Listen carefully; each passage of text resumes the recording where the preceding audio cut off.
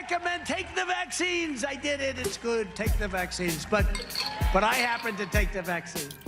Hi, I'm Beth. And I'm Stainy. And you're listening to Mixed Politics. Welcome to episode 18. Yes. Wow, almost in the 20s, man. So. 2 more. I know.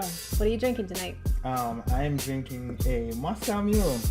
Nice. In a very large mug. It's very large. We had a lot to cover tonight, and I need the liquid. We need the alcohol to get through this one. Yeah. Yes. So, you know what's in a Moscow Mule. Beth has a very interesting drink. What are you drinking tonight? I am calling it a fuzzy mobster because it's blood orange margarita mix with Sky vodka. So it's kind of, it's got the blood in there, so might as well call it a mobster. Fuzzy mobster. That's what it is. I like it. Yeah. Fuzzy mobster. Yeah. I'm going to need the whole recipe. I don't know. I can't put it together now. In terms of the parts. Okay, you got it. Yeah. So what are we talking about tonight? What's going on with the vaccine and America?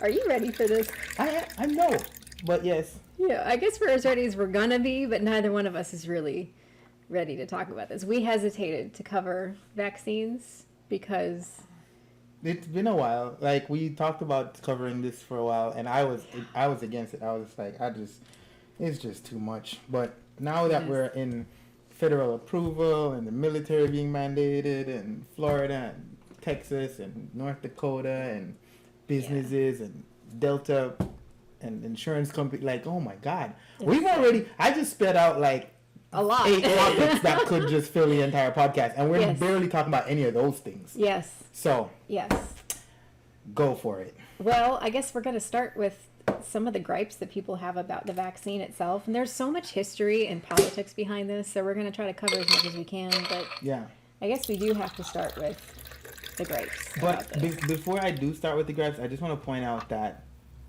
public health crisis should not be political. Right. It shouldn't be anything but just science, medicine, public health. Mm-hmm. That's it. And if there's other stuff mixed up in it, then that's a problem that needs to be solved. To be solved. And I think that that requires participation from everybody to solve it. There is no one side of this argument that is winning right now or that is in the right fully. But I know the side that's losing. Yes. All of us. We're all losers right now. So let's start with the history behind this, because if we go back to the basic question, is it lawful for states or localities to mandate vaccines? Mm-hmm. There is historical precedence for this. Going back to 1904, there was a Supreme Court case, Jacobson versus Massachusetts. It was argued in December of 1904. The decision came out in February 1905, and this was regarding the smallpox vaccine. It's interesting to think about how far back these vaccines go. In fact, George Washington mandated vaccines for his soldiers. So this is, centuries old argument. This ain't new. Yes. So the state of Massachusetts issued a mandate for its residents to get the smallpox vaccine because it was really spreading out of control. And this person, Jacobson, was against the vaccine because he said that he had adverse reactions to the vaccines before. And I can understand that. That was his reasoning for taking up this case and going to court. Mm-hmm. The state of Massachusetts was saying that he had to pay a $5 fine. That would be equivalent to about $150 today. Yeah. You said $5. I was like, what? I got that right here. Right. $5 back then was a little bit more. Yeah, okay. So his argument was that the mandate violated his individual liberties. Does that sound familiar? My freedoms! My rights! And this was a 14th Amendment argument, which is very similar to what people would say today about, let's say, abortion rights. This is a 14th Amendment violation because the state should not be encroaching upon people's freedoms when it comes to their health and their decisions about their health. So the Supreme Court decided not in his favor because the court argued that essentially individual liberties are, under the 14th Amendment, are not absolute. Mm-hmm. And I think that's key for how we're arguing this today. So if the state makes a strong case or its reliance on a strong case from the public health departments, then if they're saying that this is in the public interest to get this vaccine out, then if it's for the protection of the public health, the mandate cannot be deemed arbitrary or unreasonable. And a lot of people are saying that these vaccine mandates or mask mandates today are arbitrary. But of course, the Supreme Court said if this is a public health issue, it's automatically not arbitrary. It's something very specific. Also, so your individual freedoms and liberty doesn't trump the safety of all of us. correct. And I think that's where a lot of people get lost. Because matter of fact, like a lot of people's gripes with the thing is like they started with the word my. Yes. This ain't about you. It's about all of us. I don't think people understand. Like, pandemic doesn't mean you are sick. Right. It means we all are sick. Yes. So are we trying to fix this or what? Exactly. This is definitely a case of people not understanding that their personal decisions do still affect all of us, especially if they become sick with the coronavirus and they go in the hospital. We're all paying for their health care in one form or another because this is so incredibly expensive. Most people can't afford these hospital bills by themselves. They get written off, covered by taxpayer dollars. That's all of us. So this does, in one way or another, affect all of us. Mm-hmm. Also, the state of Massachusetts back in 1905, they offered an alternate solution. It was the $5 fine.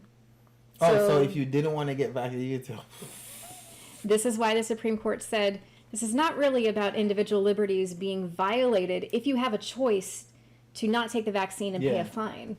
So that might be something that's missing in today's argument because there's not really an offer by these states or localities or even the school boards to pay a fine for not abiding by the mandate. So maybe that's missing, but still the choice is there. You can choose not to have the vaccine, you can choose not to wear masks, but there is a personal and a potentially financial cost if you end up in the hospital, but there is a societal cost that you're paying. So just so for everyone who's listening or watching, we never like go over our talking points with each other before we start doing the podcast. So I have no idea what she's gonna say. Right. And there was a point that I wanted to make that I decided I was just gonna omit because it was completely pointless or whatever. But then you just touched on it. With that, There are, and it's weird, but there are people right now that are going out and getting fake COVID ID, like not the ID, like the card, the vaccine cards, the vaccine cards. Yes. You know the going rate for that? No. $450. Stop it. Dead serious, and people are paying it. So if shit. you equate the $5 back then to whatever to the about fuck $150 today. Yeah. So I'm saying people are willing to pay 3 times that to not get the free shot. Okay, it's too early. It's too early. They're gonna pay $450. So it wouldn't help the pandemic situation anyways, because I know I'm 2 steps removed from a person that I know who paid the $450. Wow. And Canada already, I don't know if you saw the news, caught people with fake cards. And like either detained them or sent them back to America because they were trying to get into Canada. That was the whole thing, and I wasn't going to talk about it at all because it wasn't. But when you touch the money, like making it a choice, people got the $500 or $450 or whatever that they would readily shell out to preserve their freedoms and the rights. My brain's about to explode because you know what that makes me think? These Americans got deported from Canada because they had fake papers. So kind of like what happens when people come across the Mexican border and they have fake papers so this is maybe not enough alcohol in this motherfucker. I know. I mean, they're just reaping the benefits of what they have sown.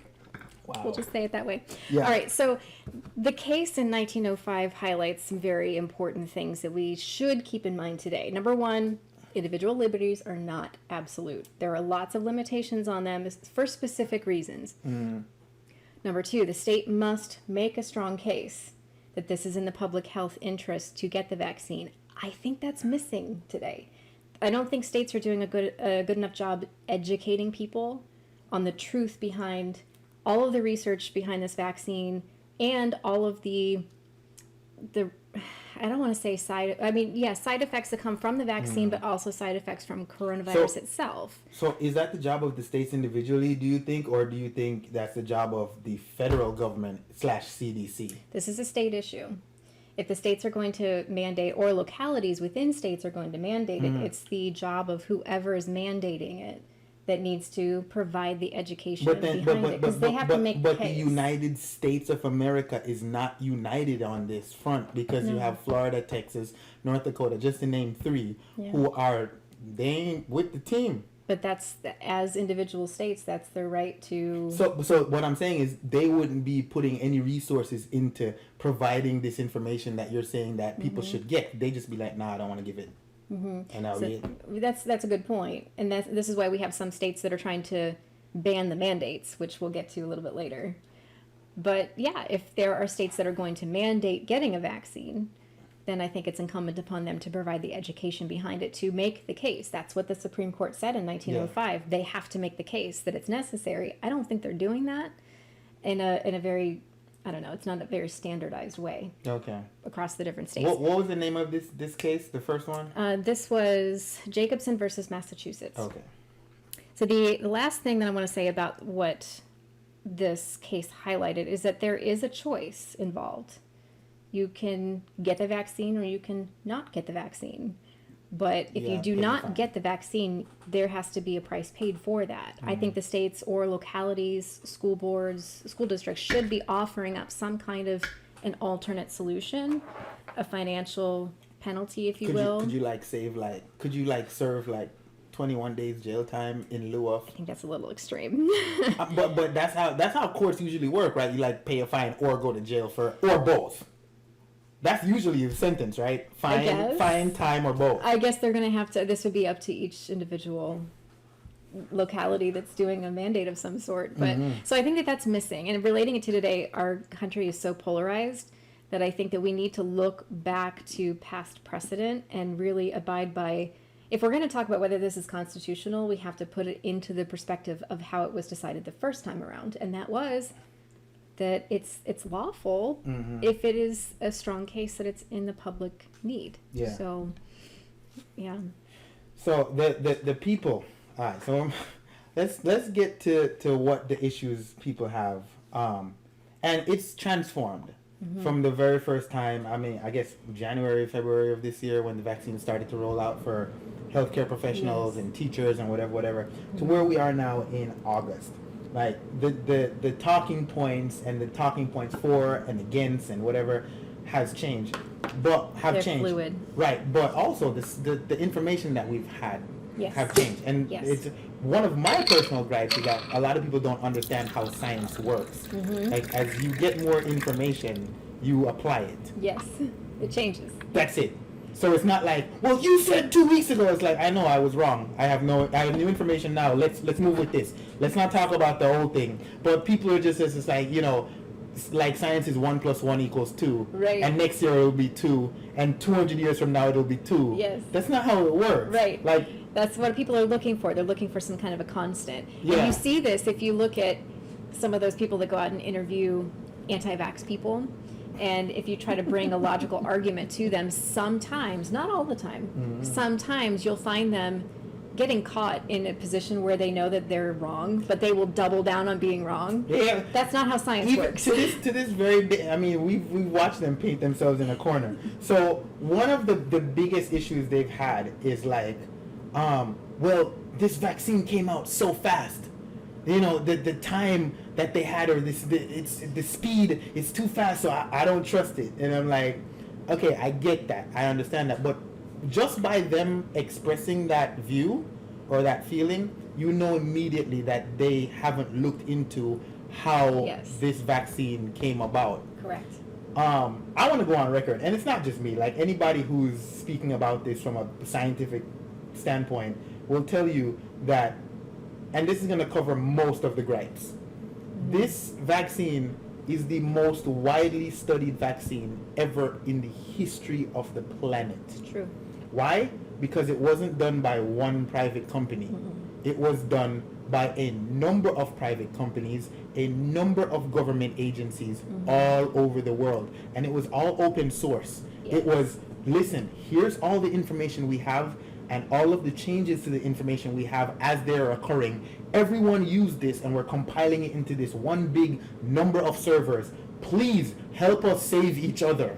Right. It wasn't like Pfizer decided, oh, we're going to try to eradicate the flu, and everybody who's working here has to sign an NDA, and everybody who's working on it has to be tight-lipped, and you can't talk about it for 5 years after you've left here, Right. or whatever. It wasn't like that. Now, for some other medicines, that's the case. Yeah. Like, for example, Viagra. That's what it was when Pfizer made Viagra. Other people were like, trying to fix this or trying to whatever, and they were just like, no, we don't know what you're talking about. And then once they've completed it, they were just like, haha, we got it, and now we're going to patent it, and now we're going to sell it, and it's ours. And we're going to make a frick ton of money. Yeah. That's not how this worked. This worked by everyone being, we're going to fucking die. We need to... It was like when... You remember, if you've ever read about the guy who discovered insulin? Yes. He refused to patent it. He was Right. just like, everybody needs this. Go. Turn up. I'm not trying to get rich. Polio vaccine, same thing. Yeah. And so this kind of let's share information to save each other isn't new. And when you have the resources of every country, every government, every big pharma in every place, whether it's Germany or here or India or wherever, plus the calls that were made for what do you call it? The clinical trials. Mm-hmm. Like, it wasn't like let's go with Bayer for our Bayer if you're German.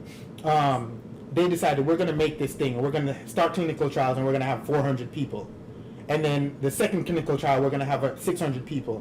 And then we're going to follow these people in the third clinical trial, and then we're going to try to get it approved, just us. It wasn't that. Like, if you check every state or every country of the people who were involved in clinical trials, there were hundreds of thousands of people Yes. lining up like, my grandmother died and I don't want my grandfather to die, so sign me up. I'm young, I'm healthy, I'm gonna go do this. Right. I had a very close friend who, I don't know if she did, but she was very adamant about, yes, I'm signing up for it. And I'm like, you could fucking die, what the fuck are you doing? And she was just like, I don't care, I want to go because I want to help people. And I'm like, all right.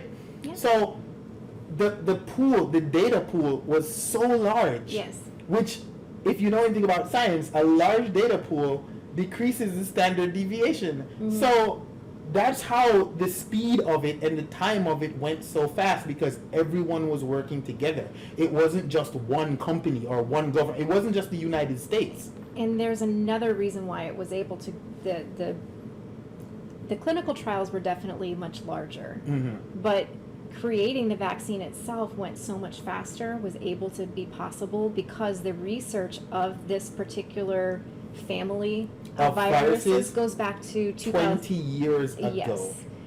Right about 2005 was the first time that my partner heard anything about it. He was watching documentaries back in the early 2000s about this.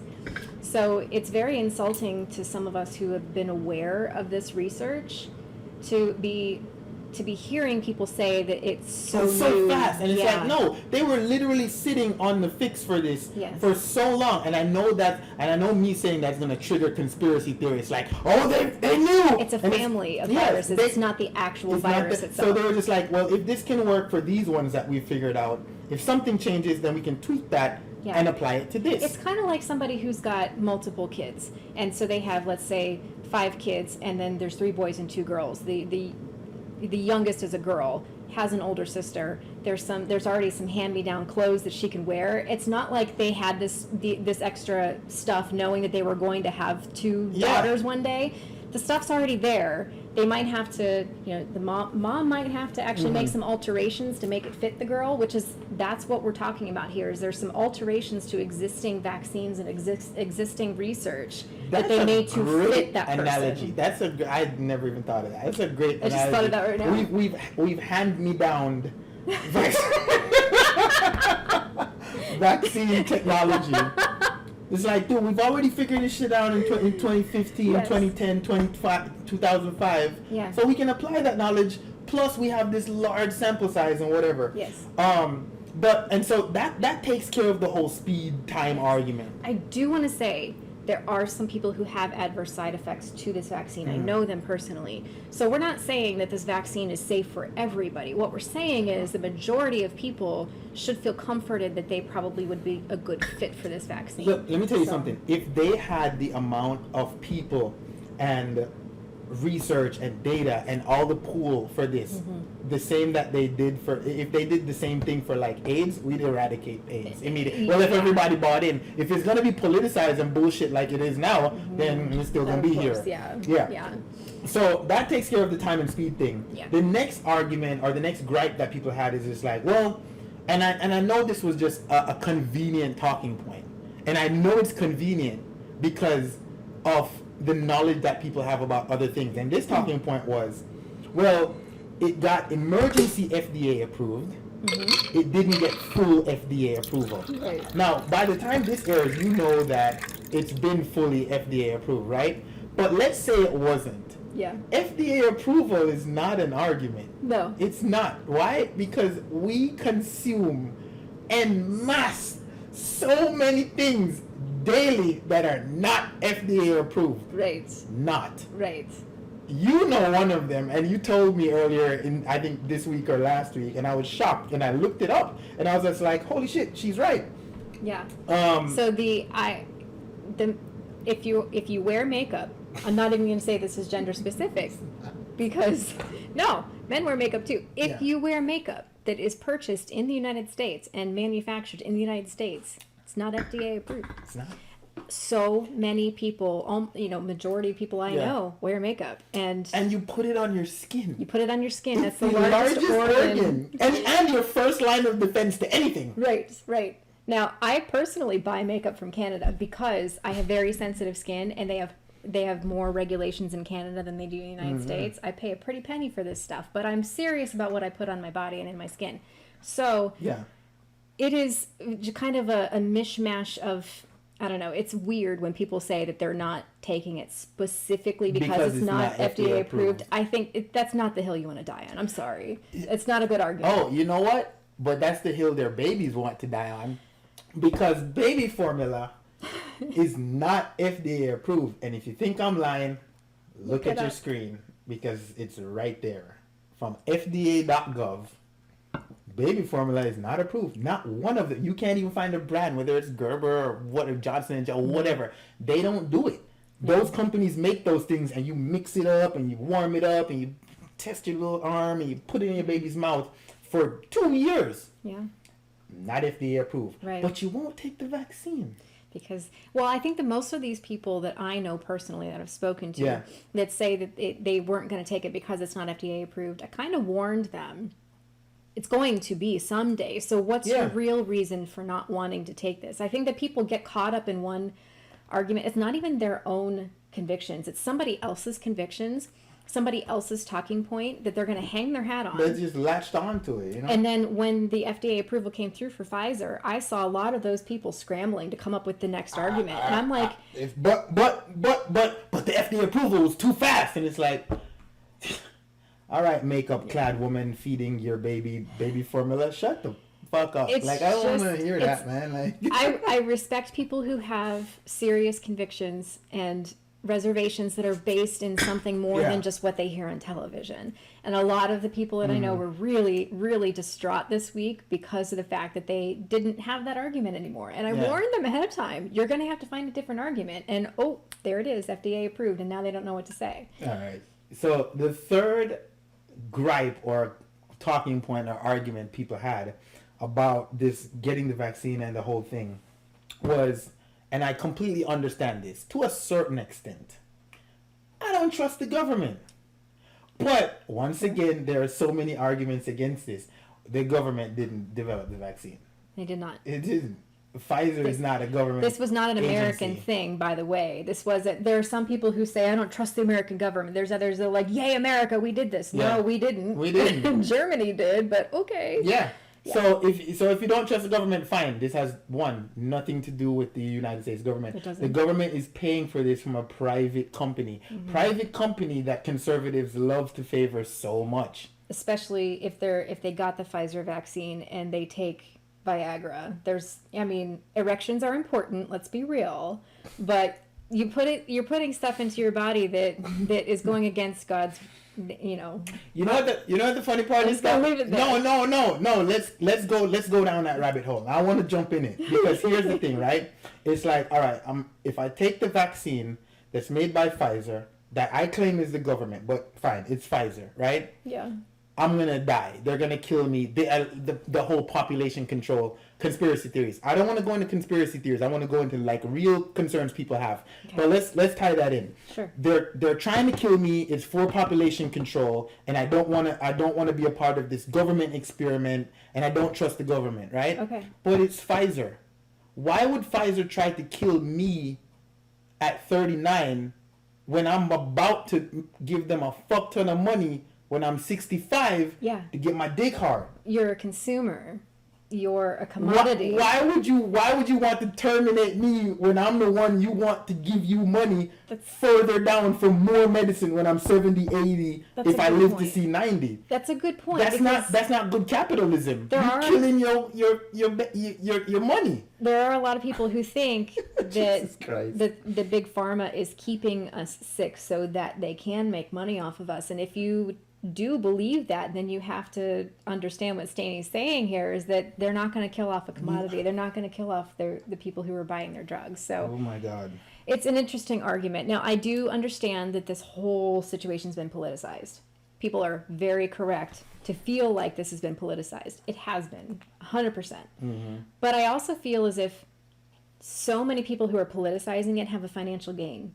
There are those out there in the conspiracy theory world, not touching on anyone in particular. Yeah. But there are people who are going to say, don't take the vaccine, it's dangerous, but buy my stuff and you'll be safe.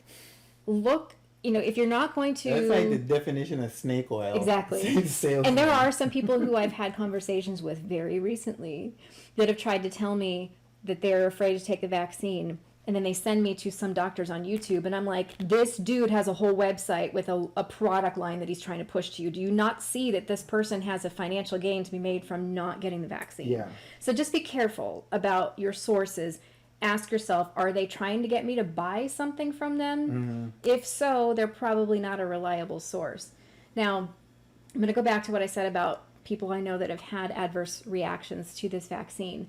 I think as it relates to the vaccine mandates, this is where we need to be very careful. Yeah. The number of people that I know are so small. I know one person, and I think I know a second person who may have had adverse reaction. Not quite sure. And by the way, we both know that this is an anecdote. Yes, this anecdotal. Is not data. This is not... Exactly. And I'll touch on the data in a second. Yeah.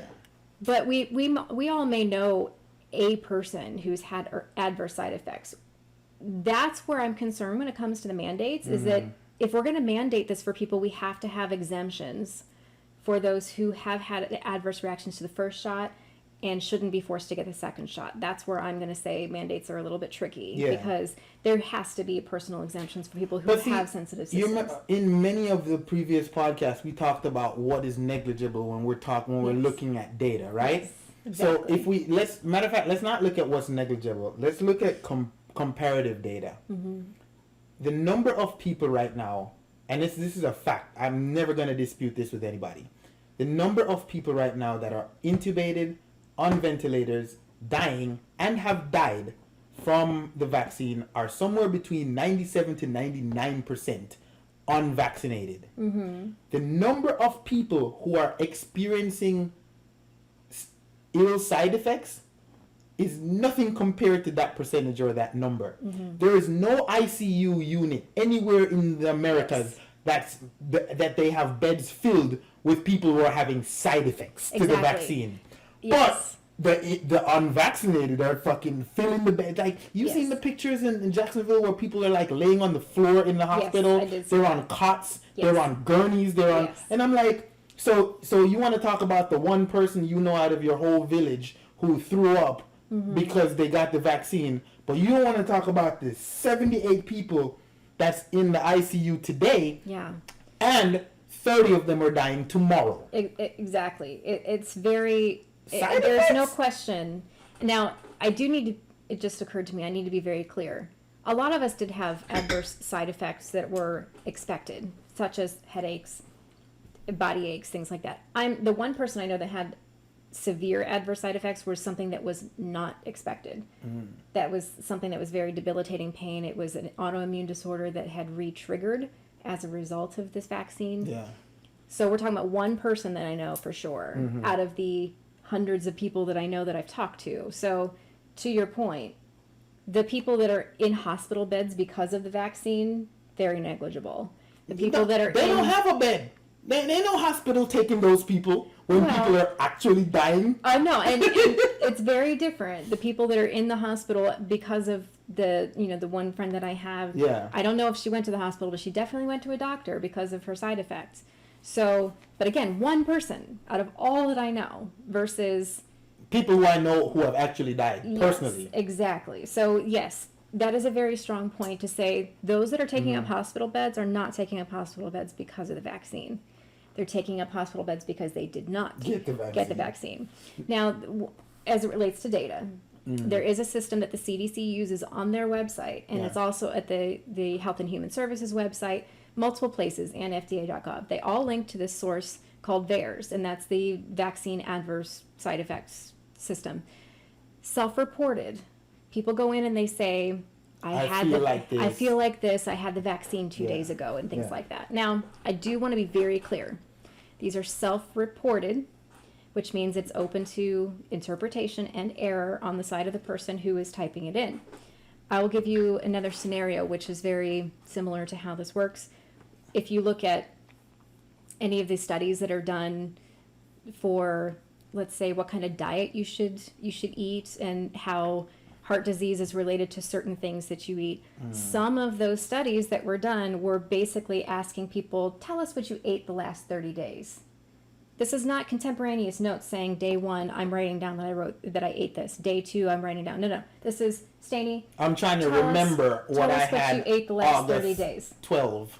Right. I don't fucking know. I can't even remember what I ate yesterday. Right. So when you leave it open to somebody writing their own notes, not contemporaneously, not at the time, but retroactively saying, oh, what happened? What did you eat? And that is really open to a lot of error. Same thing with the VAERS system. It's open to a lot of error. And they don't use it for like scientific proliferation. They can't use that data. They can't because it's not verified. Yeah. So a lot of people that I know that are anti-vax are saying that the VAERS system says that 12,000 people died from the vaccine. That is completely false. That has not been proven. These are not proven cases. I'm here to tell you as an analyst, I have experience in this.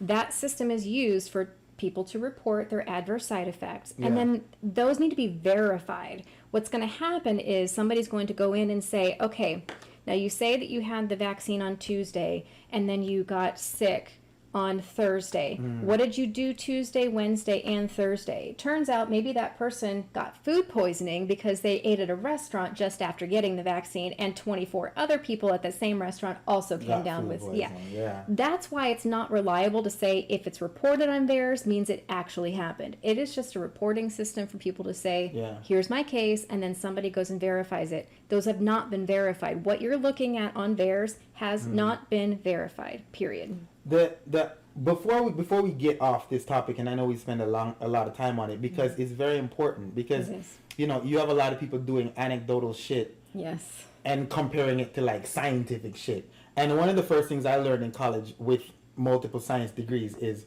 anecdotal data is not data. It's not. Like if I ever brought some anecdotal data up to my professor, they'd be like, okay, you obviously want to fail this course. Stop talking because you're just embarrassing yourself. Right. But all right. But anecdotal data is important to the individual, and you feel strongly about it. It tells people to think outside the box, because if you have the blinders on to say we're only looking for this right here, the anecdotal data comes in from the side and says, well, what about this thing right here? Oh, what and about? Then somebody can go verify and say, yes, that's accurate. Oh, we didn't see that here, or yes, we understand that happened, but that's statistically insignificant. Well, the thing about it is the last point I want to make with the gripes is the people who are with the same point of not trusting the government, right? And they're like, well, we don't trust the government, whatever. We've already touched that. The people making the vaccine is not the government. It's a private company. Private companies, plural. Right.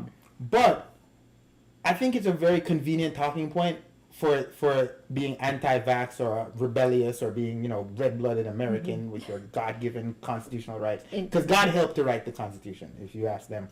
But we trust the government for a lot of other shit just blindly. Yeah.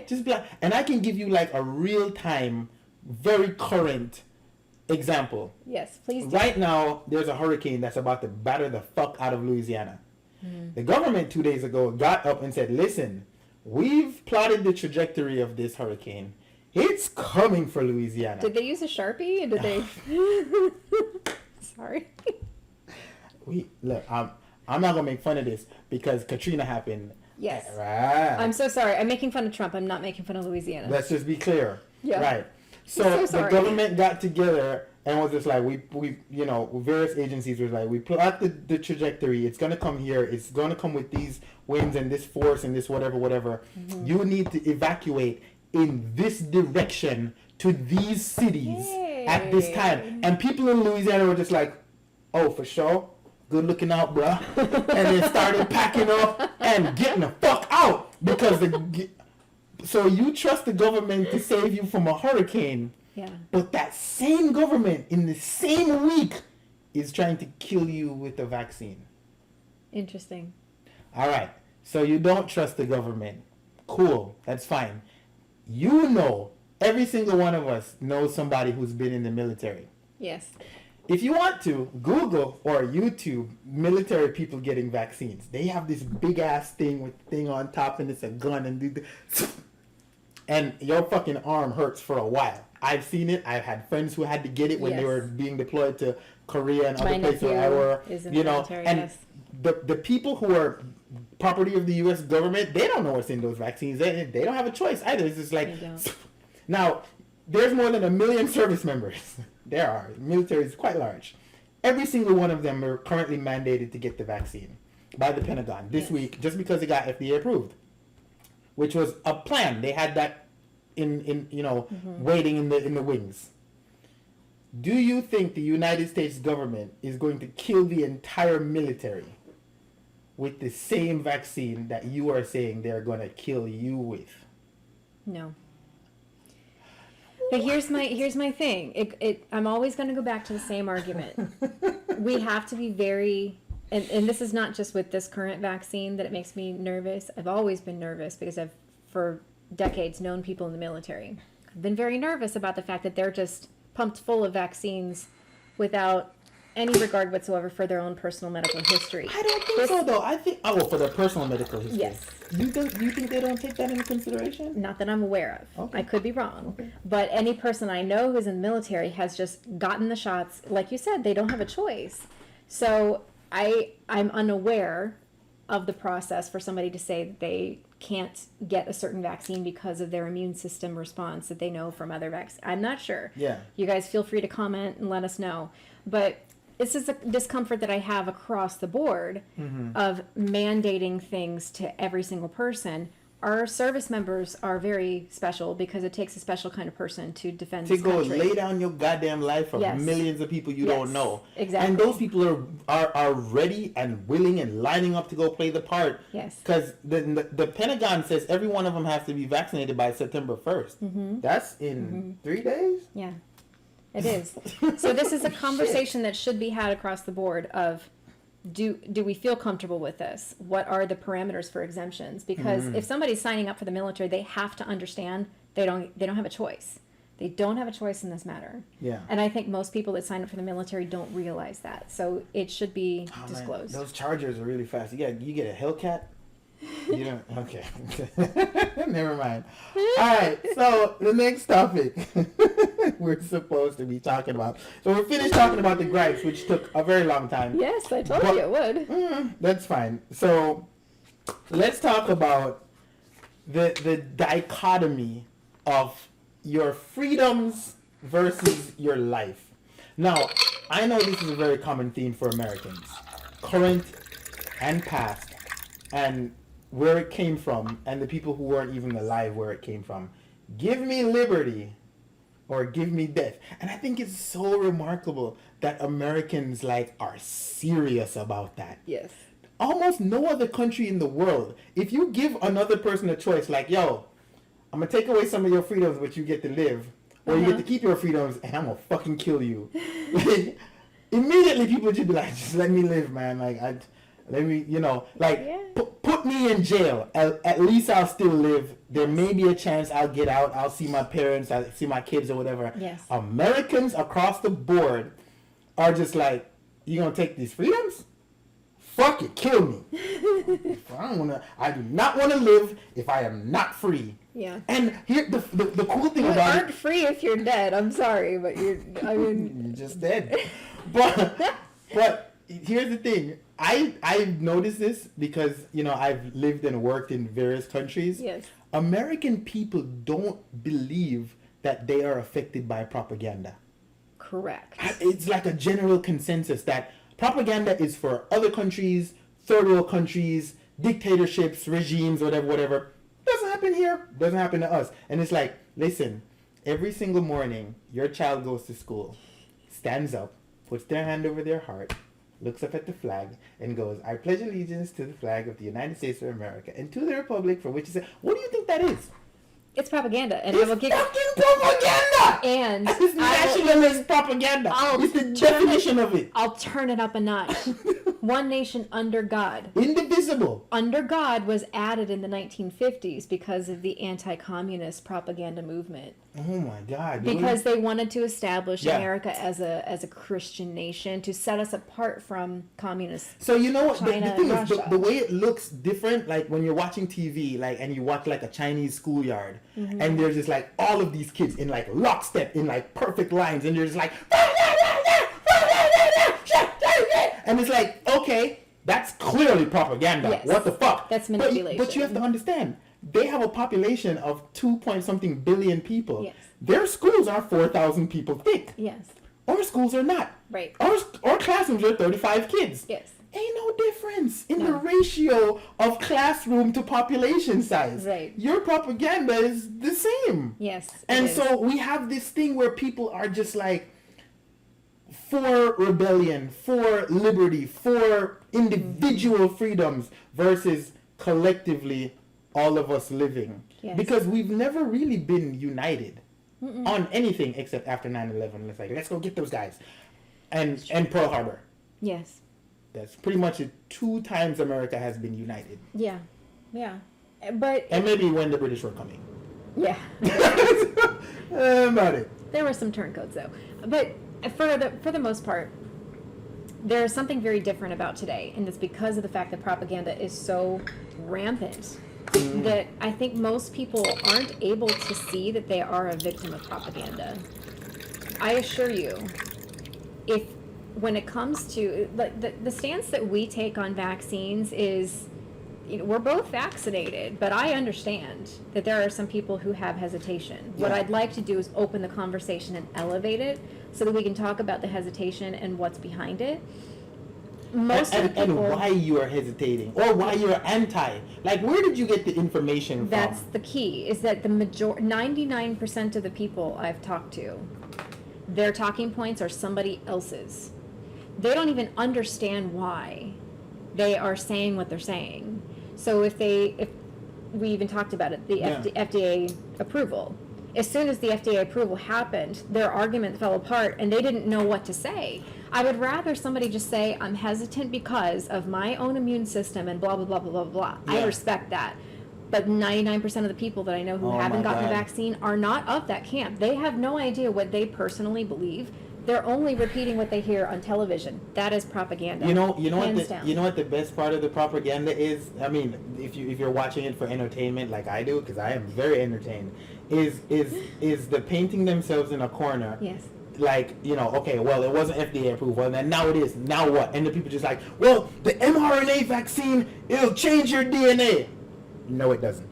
It does not. And it's like, well, this DNA is synthetic and it's the first one. It's like, no, it's not. No. Like, you can literally just look this up on Yes. the Yes. same phone that you use to type bullshit on Facebook. You can Yes. just Google Yes. if this is the first time or what this will do or whatever. Right. It's got the propaganda and the misinformation, and it's so weird though.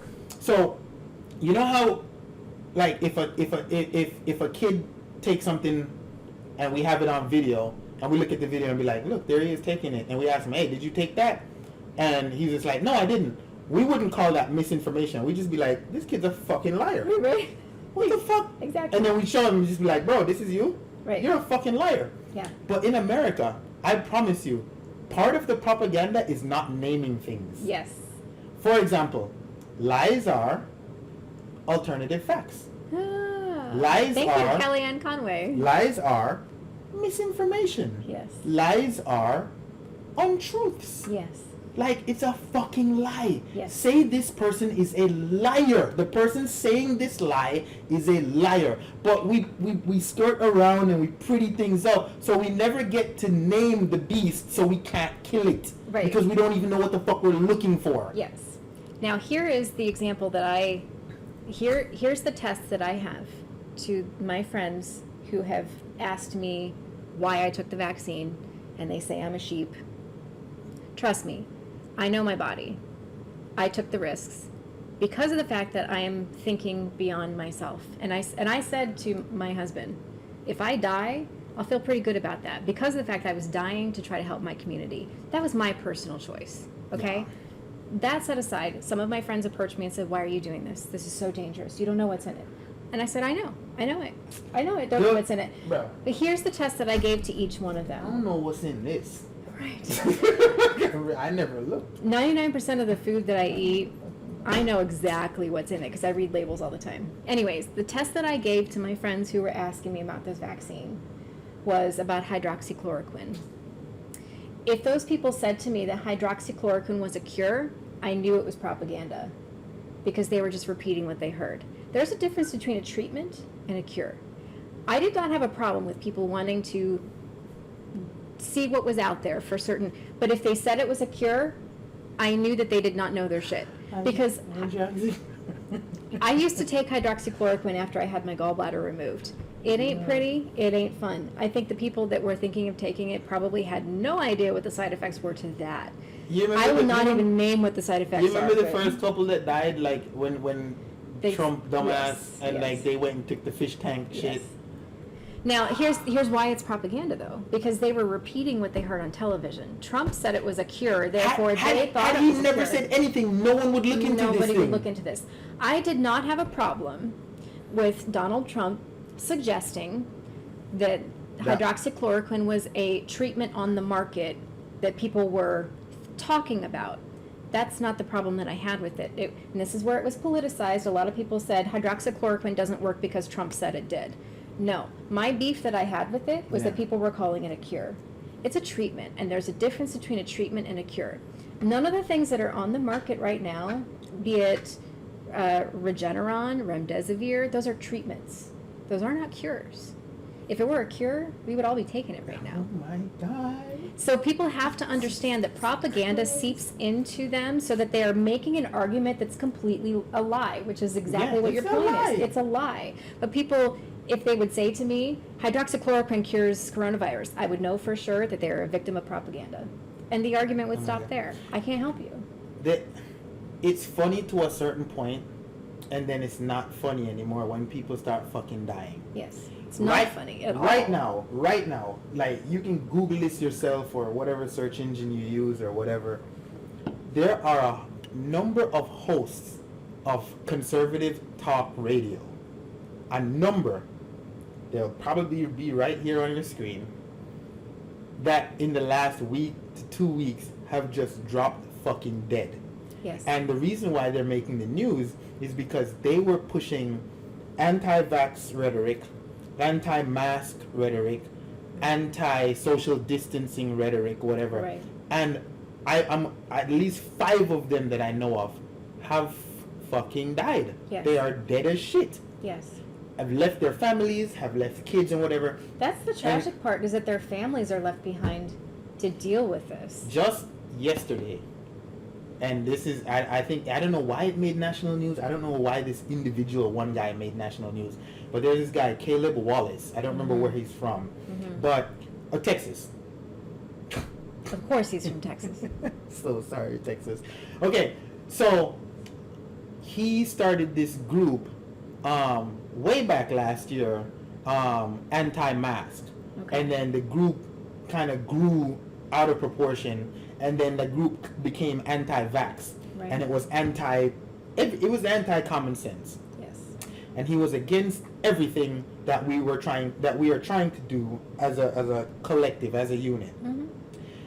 He went on talk show programs, he went on radio talk programs or whatever, and he was just like, no, his argument was that the freedoms were more important than trying to save everyone, like having us being shut into our houses and wearing masks and all of these things were against our freedoms. They're un-American, they're not patriotic, there's not whatever. And I think the reason why, to be honest, now I'm thinking about it, he made national news because they have documentation of the journey from when he started the groups to when he ultimately died. And he was unconscious in the hospital for 2 weeks. Oh my God. Unconscious. He was intubated, he was on a ventilator, he was on whatever for 2 whole weeks, and his family was just, obviously they're fucking wrecked because they're watching the dad. He has 3 small children. His wife is currently pregnant with the 4th. And so I'm reading various articles about this guy. Now, I'm not laughing about all of that happened here. That's very tragic. I did laugh before. I'm going to tell you that. Stainy, I'm going to laugh. Whatever. However, his wife got to the point where she was just like, I think she went and got the vaccine. She went and masked up because she's like, I got these 4 kids to fucking take care of. Yeah. For some reason, this guy at 30 years old, you guy's 30. He's not even lived anything significant. Like, your brain development as a man is done at about 26, 27. Yeah. So he's been 3 years of a real person. You know what I mean? And, like, you got 3 kids. I don't understand. Like, it costs exactly $0.00 to shut the fuck up. Sure. Shut up.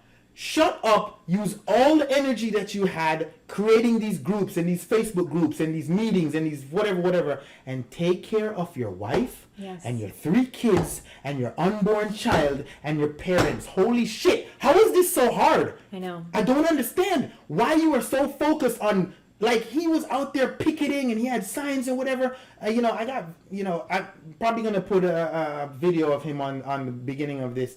And it was just like, bro, you are really pushing all of this at the expense of your life. You are 30 years old, and now he's gone. Yeah. So you have all of these radio talk show hosts and people like him who have died. One of the first people I remember was Herman Cain. Yes. And he was just like, enough of this bullshit, enough of masks. And he's going to the rally, and the last picture taken of him was him and his family, and he was at the Trump rally or whatever. Herman Cain dead as fuck too. Yeah. Like, you really want to die because you were trying to make a point? Like, I get it. If you were one of those people who were like, oh, this is just the flu, it's nothing, it's whatever. Well, we're approaching 1 million Americans dead. At this point, no one is going to make fun of you. And I don't know if that's the thing where people are like holding on to, I've had this stance and I got to see it through to the end. Look, no one is going to make fun of you for you being like, shit, I was wrong. I preserved my life. Won't. It's a pride thing. And this happens a lot. Is your pride worth your life? You have to ask the same question of people who are in Scientology. Their pride keeps them in because it's a very bitter pill to swallow to think that they've wasted their time, their energy, their money, and lost their family taking the stance that they did. I don't care about the size of the group that I formed from last year. Once it gets to the point where I'm like, holy shit, people are dying, and I'm going to leave my children here. Right. Fuck the group. I'm out. Somebody else can take this. Hey, I'm sorry. Call me whatever you want. Make fun of me. I'm a turn cold. I'm a fucking yellow belly. I'm getting the vaccine now, and y'all are going to die. And we shouldn't be too scared to just mind our own business, honestly.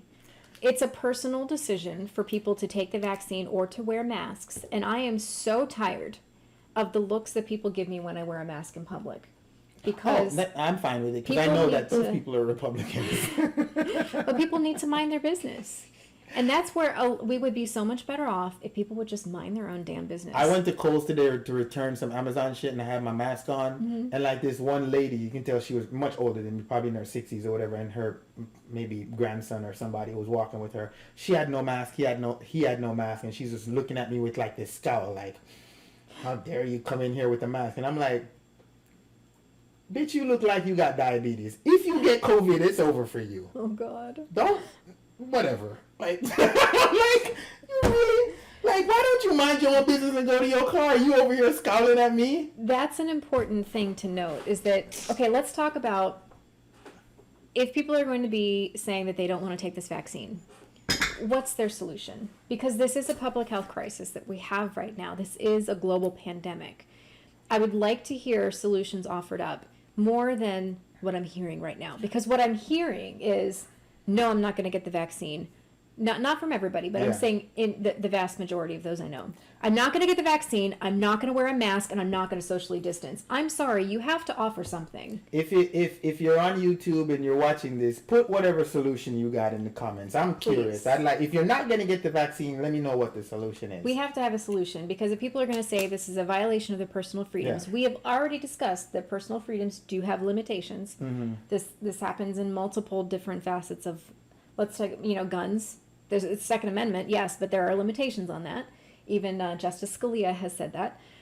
But there are limitations on speech. There are limitations on religious gatherings, which is because people of faith are not different from the rest of us who are limited in our gatherings either. There are limitations on personal freedoms if the state can make the case that it's in the public interest in order to have those limitations. Yeah. So if you're not going to abide by the vaccine, I can respect that if you have a good reason.